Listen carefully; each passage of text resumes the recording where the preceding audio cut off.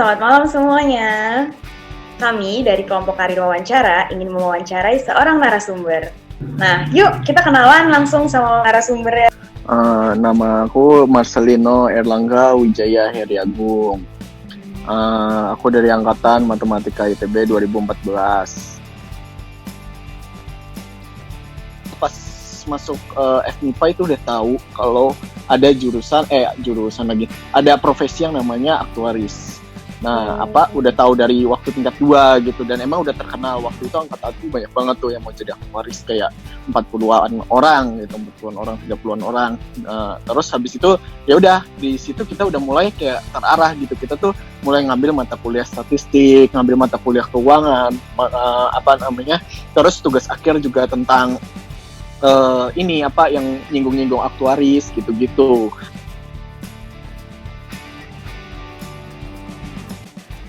Nah, singkat cerita pokoknya waktu itu aku wisuda Juli 2018. Habis itu bulan September itu aku nggak ngapa-ngapain sama Oktober karena aku dikabarin keterima di salah satu perusahaan asuransi, itu Manulife Indonesia. Nah, terus habis itu dikabarin, cuman memang kalau Manulife Indonesia sendiri itu background checkingnya banyak karena harus memastikan bahwa calon karyawannya itu tuh memang benar-benar yang bersih dari segala sesuatu yang negatif. Anggap aja aku masuk 1 November ya. Nah, November, Desember, Januari, Februari, Maret. Berarti udah 1 tahun 5 bulan aku di Manulife Indonesia ini. Di Manulife ini nih, kalau aku sendiri tuh kerjanya tuh di divisi yang namanya pricing. Kalau kalian tahu kan, misalnya kalian tertarik sama aktuari, harusnya udah tahu ya, ini aktuaris itu tuh sebenarnya main role-nya tuh ada 2, ada pricing sama valuation. Nah, kalau pricing itu mereka yang nge-price harga-harga semua yang terkait dengan product development dan hal-hal yang hubungannya erat dengan itu. Pokoknya berhubungan dengan angkanya si produk tuh pricing yang ngerjain, desain produk juga, modeling produk juga pricing yang ngerjain. Kalau valuation tuh lebih ke arah ke reserving gitu, mencadangkan biaya-biaya yang dibutuhkan bagi perusahaan supaya kalau suatu waktu dibutuhkan dana yang banyak untuk cover untuk melakukan coverage itu mereka punya dananya gitu-gitu sih.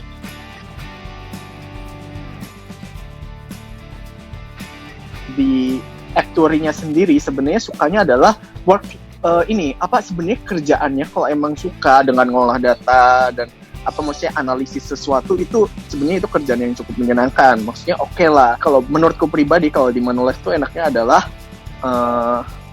benefitnya itu enak benefit. Kayak kalian tahu sendiri kalau misalnya kita sebagai seorang aktuari kan kita harus lulus ujian aktuari yang banyak itu, kalian tahu sendiri. Either kalian mengambilnya Persatuan Aktuaris Indonesia atau Society of Actuary, itu kalian harus pilih salah satu kalau di Manulife, dan kalian akan dimonitor terus sama panitia ujiannya. Panitia ujiannya itu sendiri itu ada di Manulife, kayak beberapa orang mereka yang ngatur kenaikan gaji kita tiap kali lulus ujian, terus yang ngatur study leave kita, cuti belajar, dan habis itu benefit-benefit lainnya seperti reimburse-nya exam fee dan lain-lain gitu. Nah, kalau menurutku untuk di secara market, Manulife itu termasuk perusahaan yang kompetitif untuk memberikan benefit bagi karyawan-karyawannya. Terlepas dari sibuknya Manulife itu, kalau menurutku working environment di Manulife tuh healthy banget di actuary-nya, karena benar-benar orang di sini tuh kayak emang mereka expectation terhadap satu sama lain tuh memang tinggi-tinggi. Kayak kalau misalnya kalian dikasih kerjaan, itu kalian harus beres dalam waktu yang sudah ditetapkan, kayak di challenge 1 hari beres ya gitu. Nah, terus habis itu ya kalian harus kerjain. Tapi kalaupun nggak beres juga ya sebenarnya nggak apa-apa. Cuman ya berarti ekspektasi orang yang udah ngasih kerjaan kalian itu tuh kayak ya nggak terpenuhi. Nah, tapi sebenarnya nggak enaknya adalah kadang tuh kerjaannya tuh itu-itu aja gitu. Kayak terlalu sempit lingkupnya. Nah, kita tuh harus kayak nyari tahu lebih, kayak ini saya tuh bisa ngapain lagi sih gitu. Kalau nggak ya udah kerjaan kita tuh cuman kayak buka laptop, terus habis itu nge-Excel, terus kayak ini data, ini gini, selesai, bikin formula, selesai. Nah, kalau misalnya kita orangnya cepet bosen, itu tuh bakal jadi hal yang kalau menurutku kurang enak, karena ya bosen aja gitu, kayak ngerjain ini lagi, kayak lebih butuh challenge yang baru, yang lebih fresh gitu. Nah, kalau di Manulife sendiri emang Kalau Manulife itu udah terkenal, Manulife dan ininya kompetitornya yang warna merah, kalian tahu lah yang merahnya siapa. Itu emang udah terkenal kalau kata orang sih bilang kayak work-life balance-nya emang ini banget ya, maksudnya jomplang banget. Dan maksudnya emang capek juga gitu. Cuman balik lagi, maksudnya tuh kalau Manulife sendiri tuh kita provide yang namanya flexible working hour gitu. Jadi kalian gak ada absensi, pokoknya dibebasin kalian mau datang jam berapa aja, tapi ya tahu diri aja lah, nggak mungkin kan kalian datang jam 1 siang, jam 2 siang gitu. Maksudnya kayak ya kita sih batasin biasanya jam 10 pagi masih oke lah kalian datang gitu, cuman ya asal jujur aja kayak kalau misalnya jam 10 pagi datang ya kalian jam 7 malam pulangnya, kayak 9 jam setelah kita dari jam 10 tadi gitu. Oh, konsultan actuary. Soalnya aku pengen coba dulu nih. Kan asuransi yang terkenal di Indonesia buat actuary berkembang itu adalah asuransi jiwa. Dan again ya nggak bisa dipungkiri, mesti benefitnya sendiri itu yang benar-benar yang membuatku, wah ini kayaknya gue harus ngambil nih Manulife gitu. Kayak cobain lah, maksudnya harus go lah pokoknya.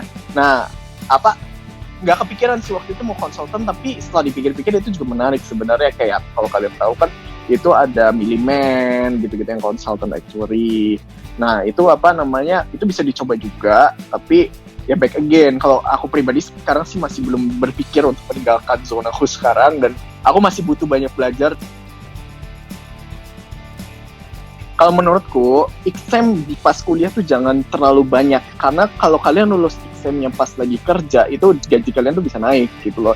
Tapi kalau kalian lulus ujian pas kuliahnya terlalu dikit, itu juga jadi bumerang buat kalian. Kalian gak keterima kerja di mana-mana gitu. Kalian kalah sama yang ujiannya udah banyak. Back again sih, kalian harus pasin.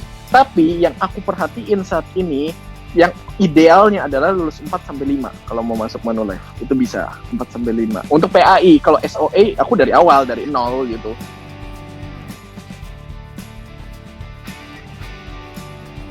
A10 kepake Theory of Interest, itu kepake PTSB, kepake Matkeu, kepake kayak bond yield. Nanti kalian bakal ngitung-ngitung duration, terus convexity dan lain-lain, itu bakal gitu. Kayak annuitas itu bakal ngitung, bikin formula pakai annuity itu ngitung banget. Nah tapi kalau menurutku yang kepake dari kuliah adalah logiknya, cara berpikirnya, dan kemampuan untuk problem solvingnya itu lebih banyak kepake. Dan kalau menurutku tuh lebih ke arah bisnis gitu loh, kayak proses bisnis, alur berpikirnya, dan coding itu bakal kepake. Dan yang paling penting adalah kalau misalnya kalian mau masuk ke perusahaan, terutama perusahaan multinational company, itu bahasa Inggrisnya harus gos banget ya.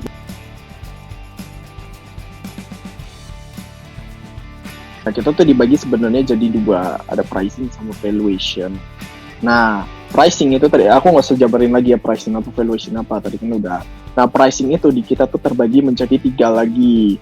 Nah yang aku di sini sekarang tuh adalah individual pricing namanya. Individual pricing itu apa sih? Pricing yang mengurus produk-produk yang individu. Actuary di pricing itu berusaha untuk supaya agentnya tuh nggak rugi kalau jualan, tapi nasabahnya juga nggak rugi karena kemahalan preminya. Kita tuh harus set supaya preminya tuh memuaskan bagi semua pihak gitu-gitu. Nah tapi ini produk individu. Ada lagi tuh namanya group pricing. Mereka tuh ngurusin namanya group life and health, terus employee benefit gitu-gitu. Nah itu mereka ngurusin kayak produk-produk yang besar raksasa untuk perusahaan. Misalnya tuh yang beli tuh sampai ratusan orang gitu. Makanya preminya bisa gede banget, bisa sampai miliaran. Nah satunya lagi adalah, ini kerjaanku juga, aku jadi lagi ngerangkap 2 bagian. Itu satunya lagi itu adalah campaign and project pricing. Nah campaign and project dari sisi pricing itu apa? Nah ini tuh lebih ke arah ngurusin agen-agen yang ada di Manulife. Agen asuransi mencapai target, mereka kan dapat bonus macam-macam. Ada bisa dapat conference trip, dapat macam-macam. Nah itu kita yang ngatur nih, oke, budgeting buat mereka berapa. Terus habis itu kalau misalnya kita kasih budget segini tuh ngaruh ke expense kita tuh bagaimana gitu-gitu. Nah valuation sendiri itu tuh macam-macam valuationnya. Ada local valuation, ada Sharia and experience valuation, terus ada lagi NBF and planning valuation, MIS valuation, terus banyak sekali valuation di kita. Dan semuanya tuh ada ini. Ada juga tuh yang Canadian and modeling valuation, expense valuation, itu banyak. Nah masing-masing tuh kerjanya tuh ya macam-macam nih. Misalnya NBF, planning and MIS, marketing information system. Nah itu yang NBEF tuh ngapain sih? Itu literally ngitungin bonus kita tuh tahun depan buat karyawan Manulife tuh seberapa besar sih. Nah itu tuh dilihatnya dari mana kita ngitungnya? Ngelihatnya tuh dari sisi pemasukan kita berapa dari premi, untung kita dari premi berapa, dan berbagai macam komponen penilaian lainnya kayak key performance indicator-nya tuh berapa aja. Nah terus habis itu ada lagi tuh yang planning tadi, itu nge-plan juga tahun depan tuh in-force dan new business kita tuh berapa besar gitu-gitunya, apa premi yang masuk ke kita, terus habis itu profitability buat company-nya berapa, terus metrics lainnya. Kalau MIS tuh biasa yang ngurusin sama data-data yang masuk, yang fresh, data dari accounting dan lain-lain, dan mereka ngolah data itu. Lebih ke mainannya tuh data-data besar gitu. Nah, terus habis itu ada lagi tuh ini experience and Sharia valuation. Nah, kalau experience itu sendiri dari namanya itu udah kelihatan ya, experience. Mereka tuh monitoring macam-macam. Terus habis itu ada lagi namanya labs. Labs tuh apa sih? Kayak polis yang kalau misalnya kalian beli polis di suatu perusahaan asuransi, tapi kalian nakal nggak bayar lagi gitu misalnya. Nah, itu nanti polisnya tuh labs karena nilai polisnya habis gitu. Terus habis itu ada partial withdrawal, kayak apa orang-orang yang ngambil uang sebagian dari dari polisnya, nilai tunainya diambil sebagian, partial withdrawal, premium persistensi, dan lain-lain. Itu banyak banget yang dimonitor. Kayak kita tuh ngelihat untuk produk ini tuh orang-orang tuh gimana sih gitu gerak-geraknya, kayak ini begini. Nah itu tiap bulan itu bakal dimonitor, terus datanya tuh nanti dikirim. Syariah valuation itu jelas, itu lebih berkutat sama produk-produk syariah di Manulife gitu. Dan sisi syariahnya adalah pokoknya kalau misalnya buat teman-teman yang muslim juga pasti biasanya tahu lah, ada yang tabaru, ujroh gitu-gitu. Habis itu Canadian CIFRS Canadian International Financial Reporting Standard, actuary. Nah itu CIFRS, modeling dan expense. Nah di situ tuh mereka tugasnya adalah valuation tapi yang international database, dan lokal mereka otoritas jasa keuangan bikin laporan tiap 3 tahunan. Terus mereka yang terus ada lagi capital valuation, itu mereka yang ngurus kayak capital kita tuh berapa sih, terus kayak risk based capital tuh berapa sekarang buat perusahaan asuransi, healthy atau enggak gitu-gitu. Kalau jangan jauh-jauh dulu ya, kita jangan lihat pensiun dulu. Kalau di Manulife tuh ada yang namanya tuh, yang aku bilang tadi, yang aku seneng dari Manulife, dia tuh ada Global Mobility Program Manulife. Kalau di Manulife itu kita bisa, kalau misalnya di divisinya Singapura, di Thailand, atau di Kamboja, atau di Filipina ada divisi yang kosong, kita bisa minta request transfer ke situ. Tapi of course itu akan melihat lagi performance kalian tuh selama di Manulife Indonesia bagaimana. Menurutku itu oke banget, itu adalah kesempatan yang bagus banget. Dan kalau misalnya kita bicara dengan pensiun, itu gaji kita tuh sebenarnya yang grossnya salary itu tuh dipotong dikit-dikit buat nabung buat kita pensiun nanti. Gini, kalau kalian jadi actuary itu sebenarnya nggak mesti S2. Ini ditekanin lagi ya, kalau mau jadi actuary itu nggak mesti S2.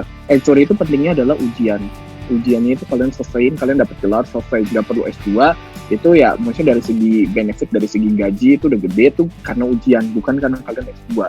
Gaji kalian start dari kalian S2 sama kalian biasa aja tuh kayak maksudnya bukan biasa aja, S2 sama S1 tuh ya mirip-mirip, nggak jauh beda. Ya meskipun ada sih maksudnya temanku yang fast track juga, cuman kan maksudnya tetap buang waktu. Sementara waktu ini tuh bisa dipakai buat ngejar ujian yang lumayan banyak dan maksudnya naik gaji beberapa kali misalnya gitu loh. Ya back again, kalian tuh maunya tuh apa gitu. Kalau kalian emang mau jadi dosen ya kalian mesti S2 memang gitu. Atau kalian mau mendalami ilmunya lebih lanjut tentang actuary ya silahkan, nggak apa-apa S2.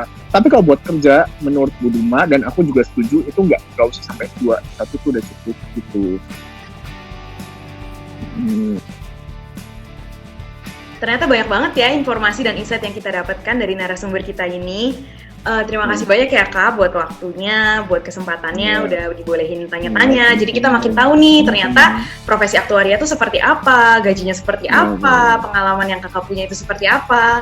Mungkin nanti di selanjutnya mungkin kalau kita mau tanya-tanya lagi bisa langsung kontak ke Kakak kan berarti. Bisa, boleh. Ya kalau kalian mau kontak nggak apa-apa, kontak aja. Kalian mau apa ya, kalian gampang lah kayak Jenna tuh udah punya kontakku, terus banyak lah yang apa Riwi juga udah ada, terus habis itu ya banyak lah yang udah punya kontakku terus. Ya udah. Oke, kalau gitu makasih banyak ya Kak. Mohon maaf kalau misalnya Makasih banyak ya Kak.